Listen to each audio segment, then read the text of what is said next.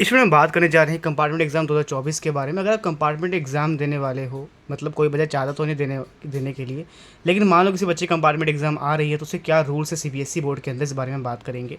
तो हम दो क्लासेस की बात करेंगे। पहले हम बात करेंगे अगर आप क्लास 10th के बच्चे हैं और अगर आप क्लास 12 के बच्चे हैं।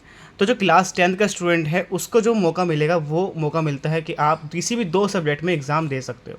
जो क्लास 12 का स्टूडेंट होगा वो सिर्फ एक ही सब्जेक्ट में कंपार्टमेंट एग्ज़ाम दे सकता है।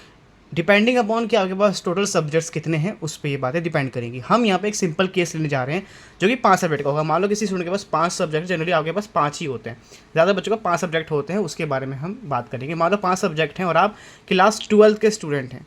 अब 12 के स्टूडेंट हैं, मान लो आपके पास फिजिक्स है, केमिस्ट्री है, मैथ्स है और आपके पास इंग्लिश है और हिंदी है। अब आप सब में पास हो लेकिन आप मैथ्स में रह गए, मैथ्स में आपके पासिंग मार्क्स नहीं आ पाए, तो आपको इसमें लिखा आ जाएगा RT, यानी कि रिपीट इन थ्योरी। अब आप इस मैथ्स एग्ज़ाम को दे सकते हो अगर आप 12th में हो। इसके आपको फॉर्म फिलअप करना होगा। फॉर्म जो होगा वो आपको स्कूल से भरना होगा। फॉर्म कब आएगा? एग्ज़ाम जैसे रिजल्ट आने वाला है, रिजल्ट आने के 1 या 2 हफ्ते के अंदर अंदर आपका जो फॉर्म है वो अवेलेबल हो जाएंगे, जिसको स्कूल से फिल कराना है, आपको खुद नहीं भरना है, ये स्कूल से फिल होगा। ठीक है, तो आप किसी भी एक में, मान लो आपका एक में से ज़्यादा में RT आ गया, मान लो फिजिक्स के साथ साथ मान लो फिजिक्स और मैथ्स दोनों में आ गया, कंपार्टमेंट आ गया, यानी कि दोनों में पास नहीं हो पाया, तो ये कंपार्टमेंट नहीं होगा। अब इसमें भी RT आ गया और इसमें भी RT आ गया, 2 में RT आ गया, तो ये आपका अब केस हो जाएगा एसेंशियल रिपीट, बोलते हैं उसको एसेंशियल रिपीट, जिसमें आपको पूरा साल को रिपीट करना पड़ता है, जिसको हम फेल बोलते हैं, कि बच्चा फेल हो जाता है उसको एसेंशियल रिपीट बोलते हैं। तो वो हो जाता है, तो वो ना हो। आप कोशिश करने की, अगर आप एक में हो तो आप उसको पास कर जाओ। एक या दो हफ्ते में फॉर्म आ जाएंगे और जो एग्ज़ाम होगा वो आपका जुलाई में होगा। जुलाई के आसपास एग्ज़ाम होता है और अगस्त में रिजल्ट आ जाता है।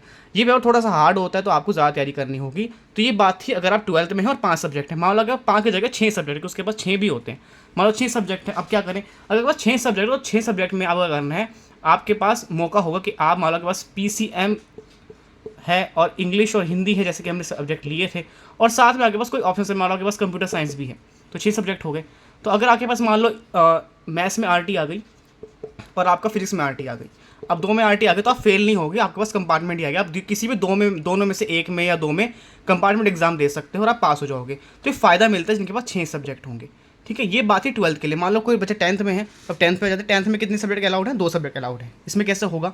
मान लो आपके पास बच्चे के पास मैथ्स है, साइंस है, SST है यानी कि सोशल साइंस है, और उसके पास इंग्लिश है और हिंदी है। 5 सब्जेक्ट हो गए आपके पास, ठीक है ना, 5 सब्जेक्ट हो गए।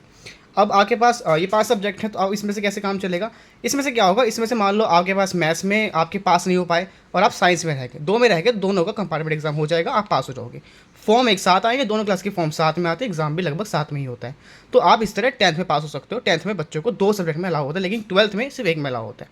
तो ये है। और आपका पासिंग मार्क्स कितने चाहिए होते हैं? पासिंग मार्क्स आपके 33% रहेंगे, चाहे कंपार्टमेंट एग्जाम हो या चाहे कोई भी एग्जाम हो। CBSE का उसमें 30% वाला बच्चा पास होता है। और जो आपका सिलेबस होगा वो कौन सा है? तो जो आपका सिलेबस होगा वो सिलेबस आपका जो नया सिलेबस है, यानी कि जो इस साल का सिलेबस है 2024 का, वही आना है। यानी कि जो आपने मार्च का एग्ज़ाम दिया है उसमें जो आपने सिलेबस रखा है वही सेम सिलेबस आपका होने जा रहा है। ठीक है, तो ये आप सभी के लिए अपडेट थी। आई होप आपको ये चीज़ समझ आ गई हो, डाउट्स जो भी आपके होते हैं वो क्लियर हो गए होंगे। ठीक है, और कोई अपडेट होते इस बारे में आगे बात करेंगे। ये वीडियो थी कंपार्टमेंट एग्जाम वालों के लिए। आगे हम इंप्रूवमेंट के बारे में और भी जो अपडेट्स होते हैं उस बारे में आगे बात करेंगे। Thank you so much. Channel पर नहीं तो सब्सक्राइब कीजिएगा। आपको टेलीग्राम पर लिंक दी है, टेलीग्राम को जरूर ज्वाइन कर लो। और कोई डाउट आप कॉल कर सकते हो। कॉल करने के लिए आपको कॉलिंग फॉर ऐप को डाउनलोड करना है। कॉलिंग फॉर ऐप का लिंक आपको डिस्क्रिप्शन में दिया है, कॉलिंग फॉर ऐप को डाउनलोड कर लीजिएगा। और उस लिंक पे आप जाएंगे तो आप वहाँ से प्ले स्टोर से डाउनलोड हो जाएगा। वहाँ से आपको ID सर्च करनी है विबग्योर क्लासेस @CM4। जैसी आप ID सर्च करेंगे आपको चैनल मिल जाएगा, वहाँ से आप कॉल करके भी डाउट पूछ पाएंगे। Thank you so much.